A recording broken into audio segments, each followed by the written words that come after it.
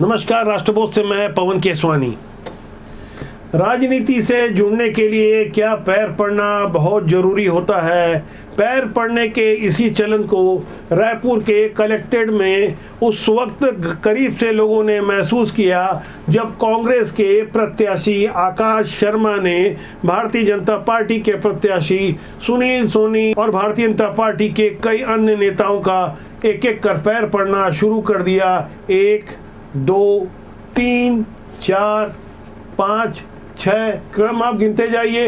ये आकाश शर्मा हैं जो कांग्रेस के प्रत्याशी हैं। वैसे इनका एक और बड़ा परिचय है। आकाश शर्मा के ससुर राजेश तिवारी एआईसीसी के भी सचिव हैं और उत्तर प्रदेश के सह-प्रभारी हैं, जहां की प्रियंका गांधी चुनाव के दौरान प्रभारी हुआ करती थी। राजेश तिवारी पूर्व मुख्यमंत्री भूपेश बघेल के संसदीय सलाहकार का पद भी संभाल चुके हैं। रायपुर दक्षिण विधानसभा सीट से उनके दामाद आकाश शर्मा के चयन को लेकर सोशल मीडिया में तरह तरह की बातें सामने आ रही है। बताया जा रहा है कि वे गांधी परिवार के बेहद करीबी हैं। दूसरे और तीसरे चौथे कई कारण बताए जा रहे हैं। 2014 से लेकर 2020 तक एनएसयूआई के प्रदेश अध्यक्ष होने के अलावा मौजूदा समय में भी आकाश शर्मा युवा कांग्रेस के प्रदेश अध्यक्ष हैं। देवेंद्र यादव के भी करीबी बताए जाते हैं। वही देवेंद्र यादव एसपी कलेक्टर कार्यालय में आगजनी वाले मामले में मुख्य अभियुक्त के रूप में जेल में बंद है। जिस वक्त देवेंद्र यादव की गिरफ्तारी 17 अगस्त 2024 को हो रही थी, उस मौके पर भी आकाश शर्मा अपने साथियों के साथ मुस्तैद थे। देवेंद्र यादव के भी राहुल गांधी और गांधी परिवार से बेहद नजदीकी संबंध हैं। इन्हीं संबंधों को ध्यान में रखते हुए पूर्व मंत्री अजय चंद्राकर ने सोशल मीडिया प्लेटफॉर्म एक्स पर कुछ गहरी बातें लिखी है। उन गहरी बातों को समझने से पहले हमें बृजमोहन अग्रवाल के एक वक्तव्य पर गौर करना चाहिए, जहां उन्होंने छत्तीसगढ़ कांग्रेस को समझाने की कोशिश की है कि आकाश शर्मा आखिर कैंडिडेट किसके हैं। अभी लोग इस बात को समझ नहीं पा रहे हैं कि भूपेश बघेल कांग्रेस को टिकट मिली है, कि दीपक बैज कांग्रेस को टिकट मिली है, कि चरणदास महंत कांग्रेस को टिकट मिली है, कि टीएस बाबा कांग्रेस को टिकट मिली है, कि मोहन मरकाम की कांग्रेस को टिकट मिली है।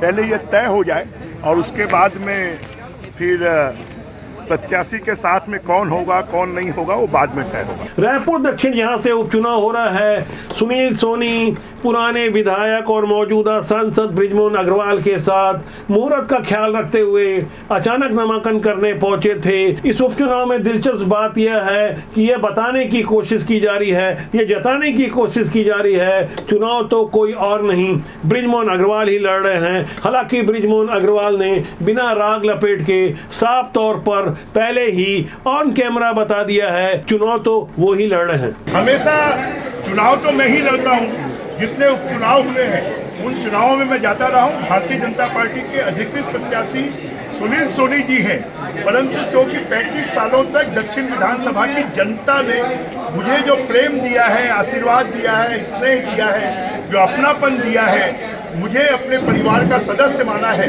इसलिए अपने परिवार के सभी सदस्यों से, पूरी जनता से मैं आह्वान करूंगा कि सुनील सोनी जी जो हैं वो भारतीय जनता पार्टी कमल फूल के प्रत्याशी हैं और सुनील सोनी जी जीत के आएंगे, मतलब बृजमोहन जीत कर आएंगे। बृजमोहन अग्रवाल के बाद बारी थी पूर्व मंत्री अजय चंद्राकर की। सोशल मीडिया प्लेटफॉर्म एक्स पर उन्होंने इस बारे में पोस्ट करते हुए लिखा है कि कांग्रेस के पास रायपुर में नेतृत्व एवं कार्यकर्ताओं का बेहद अभाव है। रायपुर दक्षिण के उपचुनाव में बालोद जिला गुंडरदेही अर्जुंदा के निवासी को प्रत्याशी बनाया गया है। भाजपा के पुराने अनुभवी मंत्री और प्रमुख प्रवक्ता अजय चंद्राकर का ये ट्वीट करना था। क्रिया की प्रतिक्रिया भी शुरू हो गई। कांग्रेस समर्थक ये समझाने की कोशिश कर रहे थे सुनील सोनी तो छत्तीसगढ़िया नहीं है, तो किसी ने पोस्ट में तो गजब ही कर दिया, जैसा कि आप आखिरी में देख सकते हैं। किसी यूजर ने लिखा है तो आपने मान ही लिया कि आकाश शर्मा छत्तीसगढ़िया है। मौके और मतलब की राजनीति के लिए लोग समझा देते हैं कि कौन भीतर का है, कौन बाहरी है, कौन छत्तीसगढ़िया है, कौन परदेसी है।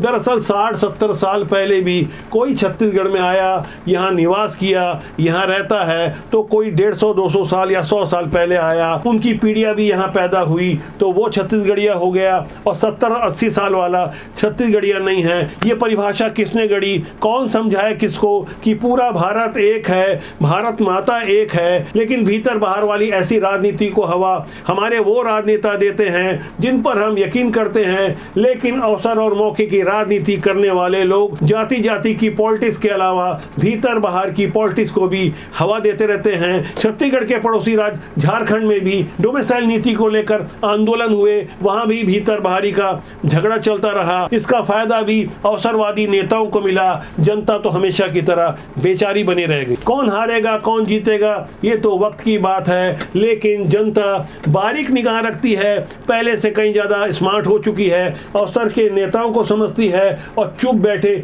ऐसे नेताओं को भी देख रही है जो अंदर खाने बहुत कुछ कर रहे हैं। अवसर और मौके के दोस्त हमारे ऐसे नेताओं के कई रंग देखने को मिलते हैं। मौजूदा हालात में छत्तीसगढ़ पुलिस 2 आरोपियों को सरगर्मी से खोज रही है जो फरार हैं। एक है बिलासपुर के श्रीवास्तव जो 15 करोड़ से ज्यादा के घोटाले घपले के आरोपी हैं। पुराने मुख्यमंत्री भूपेश बघेल और उनके करीबियों के लिए तंत्र मंत्र करवाते थे, लगातार अनुष्ठान करवाते थे, दावा किया करते थे कि उनकी तंत्र साधना में इतनी ताकत है कि वो उन्हें अपराजय बना सकते हैं। भूपेश बघेल उनकी टीम विधानसभा और लोकसभा चुनाव हार गई, लेकिन अरबों का टेंडर पाने वाले, अरबों का ट्रांजैक्शन करवाने वाले के श्रीवास्तव जैसे फर्जी लोग फरार हैं। दूसरे एक फरार आरोपी का नाम भी भूपेश बघेल और उनके पुत्र चेतन बघेल से सीधे तौर पर जुड़ा है। नाम है उसका प्रोबीर शर्मा। इन पर आरोप है कि इन्होंने ऑनर किलिंग को अंजाम दिलवाने की कोशिश की, सुपारी पर बाहरी गुंडे रीवा से बुलवाए और डॉक्टर विनोद शर्मा जो भिलाई 3 के असिस्टेंट प्रोफेसर हिंदी के हुए उन पर हमला कराया। हमला करवाने की अधिकृत जानकारी तो उसके पकड़े जाने के बाद ही पता चलेगी, लेकिन जिन हालातों में भूपेश बघेल के पुत्र चेतन बघेल और उनकी बेटी को भिलाई 3 पुलिस ने बुलाकर पूछताछ की, उस पूछताछ के कारण पर भी सुगबुगाहट शुरू हो गई। फिलहाल प्रोबीर शर्मा जब तक नहीं पकड़ में आता तब तक आधिकारिक रूप से असल वजह का खुलासा हम भी नहीं करने वाले, क्योंकि मामला किसी महिला से जुड़ा हुआ है। जिम्मेदार मीडिया होने के नाते हमारा इंतजार है प्रोबीर शर्मा की गिरफ्तारी पर, हमारा इंतजार है के श्रीवास्तव की गिरफ्तारी पर जो भूपेश बघेल के तांत्रिक गुरु हुआ करते थे। वैसे बदले हुए हालात में बदली हुई तस्वीरों पर यदि हम गौर करें तो सत्ता से जुड़े हुए करोड़ों अरबों के घोटालेबाज, शराब से लेकर कोल घोटाले के आरोपी अब बीमार होना कम हो गए हैं। पुरानी सरकार के जमाने में अक्सर बीमार होकर अस्पताल में भर्ती हो जाया करते थे, एक ही जेल में रहते थे। ऐसे आरोपियों को बदले हुए हालात में अलग अलग जेलों में, सुदूर अंचलों में भेजा जा रहा है। शराब घोटाले के मास्टरमाइंड अनवर ढेबर जो रायपुर के महापौर एजाज ढेबर के भाई हैं, उनके लिए नया आरामगाह होगा अंबिकापुर जेल, और उनके साथी घोटालेबाज AP त्रिपाठी को जगदलपुर जेल भेजा जाएगा। शराब घोटाले के इन दोनों आरोपियों के अलावा पुराने IAS अनिल टूटेजा को कांकेर जेल में आराम करना होगा, जबकि कोयला घोटाले के मास्टरमाइंड सूर्यकांत तिवारी को जगदलपुर भेजा जाएगा। इसी तरह कस्टम मिलिंग के आरोपी मार्कफेड के पूर्व MD मनोज सोनी को दंतेवाड़ा जेल में भेजा जाएगा। ऐसी कड़वी हकीकत को समझने के बाद आप सोचते होंगे कि हमारे देश का राजनीतिक सिस्टम किस तरह से काम करता है। बावजूद इसके हम बार बार अपील करते हैं कि अच्छे लोग राजनीति में आए, जिससे सिस्टम में बदलाव हो, सिस्टम में सुधार हो। जब तक अच्छे लोग राजनीति में नहीं आएंगे तब तक राजनीति के माध्यम से देश और समाज का भला नहीं हो सकता। राजनीति बुरी नहीं होती, उसमें काम करने लोग अच्छे या बुरे होते हैं। तो अभी के अंक इतना ही। मेरा आपसे आग्रह कि चैनल को देखें, लाइक करें, शेयर करें, सब्सक्राइब करें। बहुत जल्दी मेरी आपसे फिर मुलाकात होगी। नमस्कार।